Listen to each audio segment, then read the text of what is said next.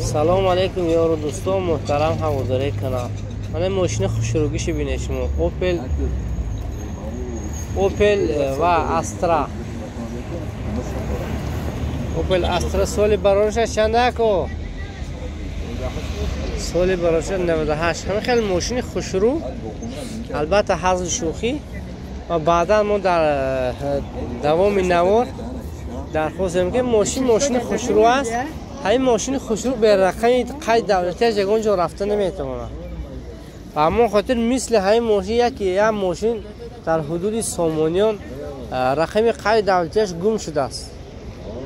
گم شده است و از همون سمت توتخوله به طرف قشلاقی سامانیان گم شده است. کسانی که همین دیدید اگر مبادا همین رقم یافتید که در همین روی اکران گذاشته همین رقم یافتید حتما به ما خبر دید.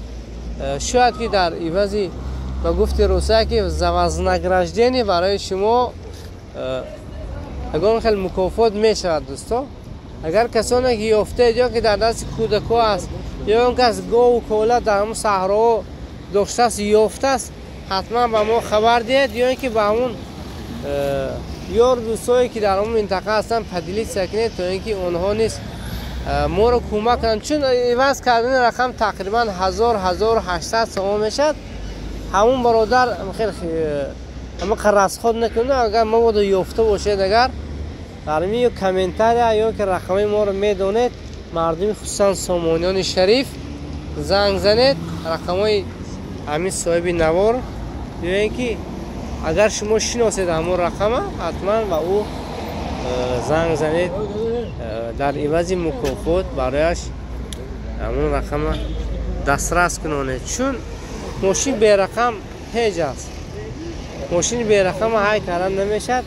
یا دستگیری کنید دوستان. دستگیری شما پیشروی هر یکی ما است. خدا یار و مددگار، سربلند خانه آباد و اینجین هیچ کس علم رقم ماشینش در راه ها گم نشود و سرسان نشود.